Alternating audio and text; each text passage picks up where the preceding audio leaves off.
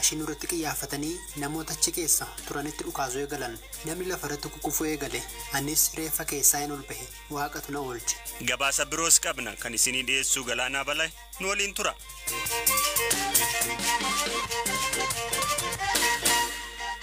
Godina Wallagga Lixaa aanaa Gullisoo ganda gaawaa qaanqaatti haleellaa hidhattootaan yoo xiqqaate lubbuun namoota 34 darbu mootummaan beeksiseera.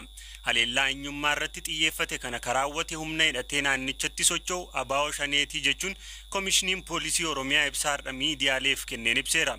Ajjechaa kanaan wal qabatee abbootiin warraa 200 ta'an qeef qabeenya isaaniirraa buqqa'us Koomishinarri Koomishinii Poolisii Oromiyaa Araarsaa Mardaasaa himaniiru.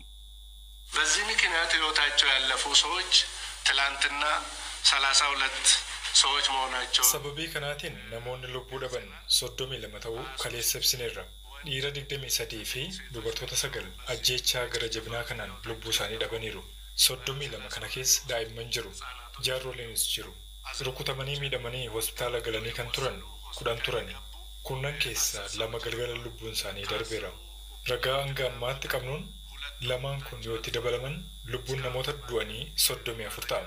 Namoonni hangammaatti achi buuteen isaanii hin argamne 11 barbaadamaa jiru. Shaneen namoota ukkaamsee fudhate ajjeesee akka gatu ni beekama.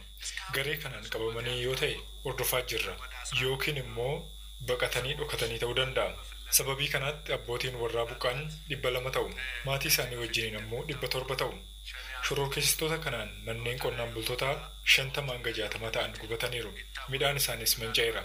Manni barnootaa tokkos gubateera. ተቃጥሏል ጠፍቷል አንድ ትምህርት ቤት ነው የተቃጠለው ኮሚሽነር አራርሳን ibsa isaanii kana keessatti haleellaa kana karaawwate Shanee ta'uu fi deeggarsi adda bilisa baasaa uummata Tigraay jiraachuun mirkanaa'eera jechuu isaanii miidiyaaleen biyya keessaa gabaasaniiru. Komiishnar Araarsaan hidhattoota yakka kana raawwatanii to'annoo jala oolan irraa TPLF deeggarsa leenjii faayinaansiif meeshaa waraanaa gochuun beekameera jedhaniiru jechuun miidiyaaleen gabaasan. Addi bilisa baasaa uummata Tigraay ajjechaa kana keessaa harka qaba jedhamee himata irratti dhiyaateef miseensa koree jiraawwachiiftu paartichaa kataan obbo Geetaachoo Raddaa TPLFin gocha kana himachuun qaanessaadha jedhan. አንደኛ ለእንደዚህ አይነት ህወሓት ለሚል ክስ መልስ መስጠት በጣም አሰልቺ ነው። jalqaba himannaa hiwaat jedhu akkasiif deebii kennuun nuffisiisaadha. Nama qaanessas tokkoffaa wanti ilaalamuu qabu torban sadan darban qofa Matakkalitti amaaroon ajjeefamaniiru. Gurra Fardaatti amaaroon ajjeefamaniiru. Amma akkan dhaga'utti Wallagga keessatti amaaroon ajjeefamaniiru.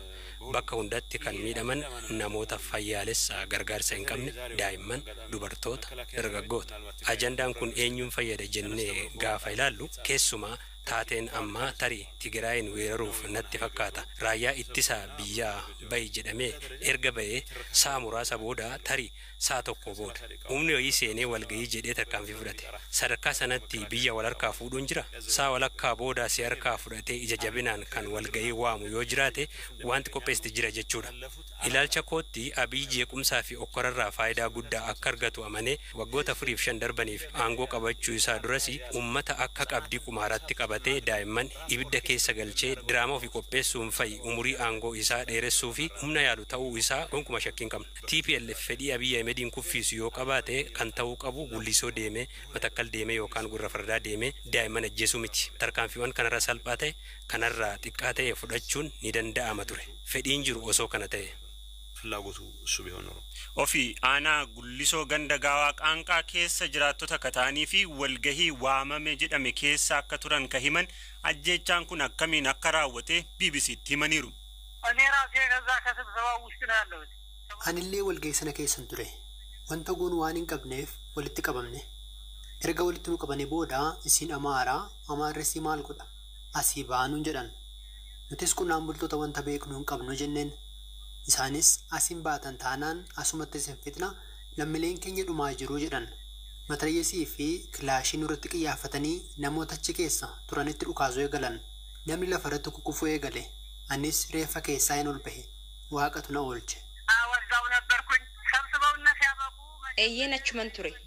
Erga walitti nu qabanii booda nuti kan barbaannu meeshaadha kan meeshaa qabu haa galchuu jedhan.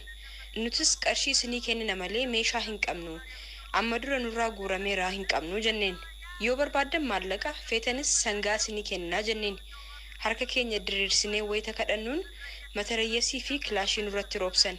Ani akka carraa ta'ee namoonni du'an irratti kukkufanii waaqni lubbuun na oolche. Bulchaan aanaa Gullisoo Bodaagim Malkaamuu gama isaaniin haleellaa kanaan sabni Amaaraa fi Oromoollee akka ajjeefame dubbachuun qondaaltonni gandaa ajjeefamuuf barbaadamaa waan turaniif iddicha gadhiisanii ba'uu dubbatu. Qulqullina sagaleef jecha waan isaan jedhan gabaabsinee sagalee gaazexeessaan isinii dhiyeessina. Namoota iddoo tokkotti ajjeefaman keessaas Oromoonnis ni jiru. Ajjeechichi kan raawwatame saba addaan qoodee miti. As kan jiraatan Amaarris Oromoonis wal keessa jiraatu.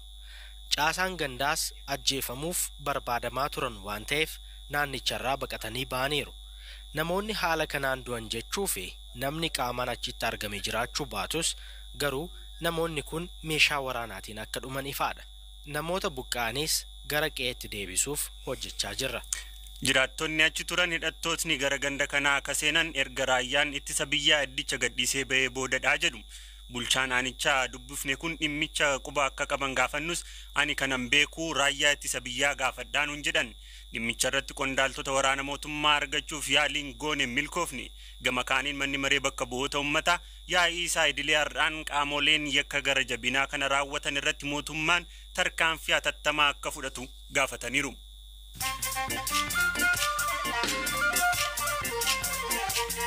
Dhaggeeffattoota keenyaa gidduutti immoo odeessaalee gaggabaaboon isinitti hima.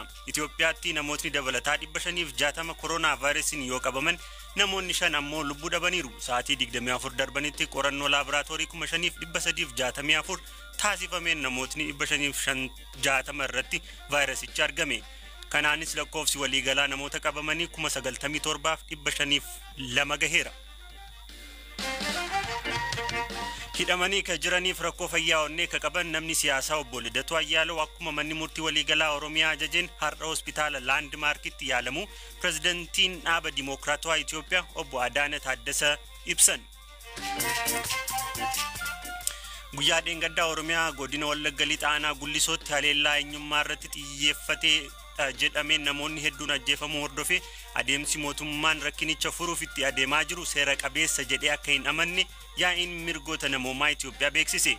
Mootummaan kanneen haleellicha raawwatanii fi kanneen deeggarsa gochuun shakkuuf himatu seeratti dhiyeessuu qaba jechuun akeeke. Oostiriyaa magaalaa Viyeenaatti haleellaa raawwatameen namootni 4 ajjeefamanii 22 madaahan. Namni ajjechaa kana raawwate jedhame dargaggoo waggaa 20 miseensa IS ture akka ta'ee fi ji'oota 20 hidhamee kan gadhiifame ta'uun beekamee jira. Komishiniin filannoo Yuugaandaa weellisaan beekamaa biyyattii Boobii Waayeen filannoo pirezidantummaa irratti akka hirmaatu hayyame. Weellisaan kun kaadhimamtoota biroo 9 fi erga bara 1986 pirezidantii biyyattii kataan Yoweri Museveni ammallee dorgoman morkata. Filannoo Ameerikaa irra gaggeeffamaa jiru hordofee hokkorrii uumamuu danda'a sodaa jedhuun warri suuqii qaban foddaaf balbala isaanii jabeessanii cufaa jiru. Of eeggannoon kun kan eegale erga namni gurraachi George Floyd harka poolisiin ajjeefame booda hokkara uumameen manneen daldalaa hedduun saamamuu isaaniitiin booda.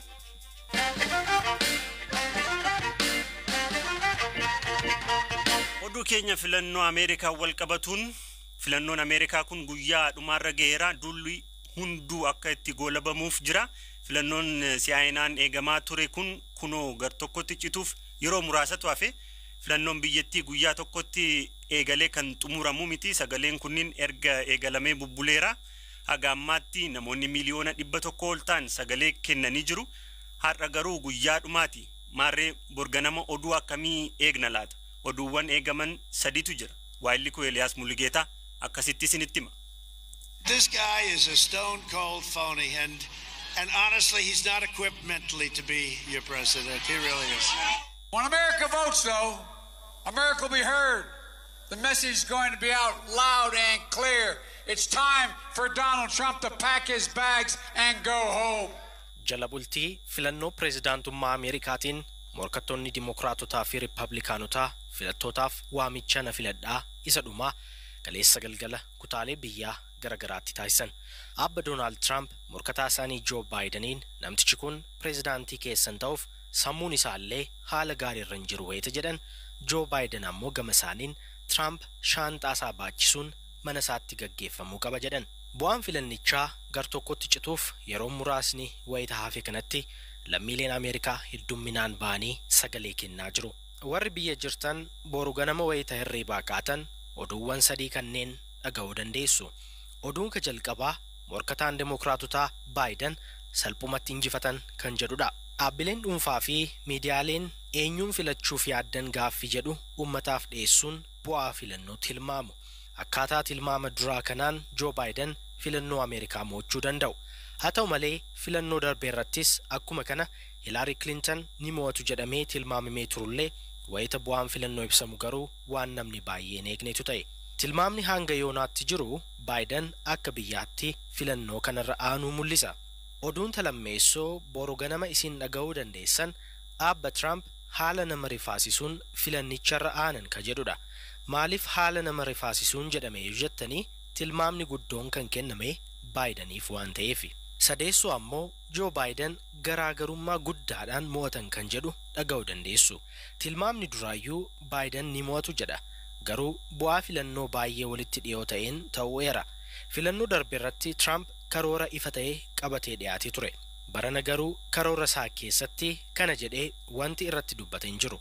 Kun ammoo Joo Baayideniif carraa guddaa ta'uu kanneen siyaasa xiinxalan ni dubbatu.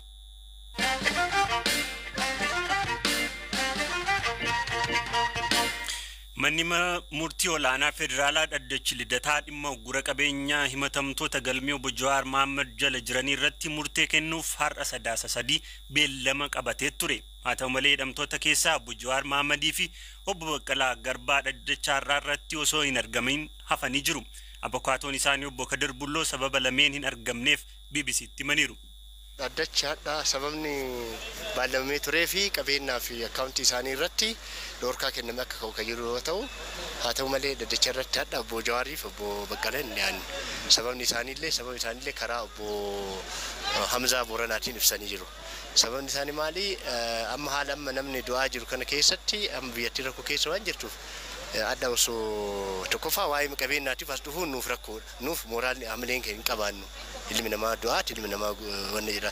Kanaafuu amma haala kanaan biyyattiin tokkoffaa haalli deemaa jiru nuus rakkoo keessa kan uumu waan ta'eef kanaafuu amma yoo waan kana nurratti rakkoo uumuu dhiisi yaalii godhuunu biyyattii waan jirtuuf jecha uummata kanaaf yaaduudhaan adda beellama irraa akka hafnu warra mootummaatitti illee kanatti olii galee hafuu dandeenyeera kan jedhuun kaafan jirre jechaan biyyattii maa yaaduudhaan maaliif rakkoo keessa jirti biyyattiin ulsuu wanti tokko isaanirra yaalii godhame biyyattiin tun karaa qacceera jirti biyyattiin hin jirti uummanni rakkoo keessa waan galuuf jecha uummata kanaaf jecha beellama kanatti hin argamnu jedhanii hafanii jiran kan kanaaf hafan. Abbaan seeraa maal jedha? Abbaan seeraa waan kanarratti isaan wanti sababa ibsaa jedhanii sababa bulchiinsa mana sirreessaa gaafatanii dhugamaa akkaatama isaan ibsan sanitti kanan mari'anneeti akkaataa kanan hafuu danda'aniiranii jira sababa amma walitti ani ibsaniif. Beellama maal qabarre? Amma beellamni kanarratti iyyannoo kanarratti ilaalaniiti ajaja kennuuf jecha gaafa sadaasa bultii 15 qaban. Dhaggeeffattoota keenya xumura irratti beeksisa qabna.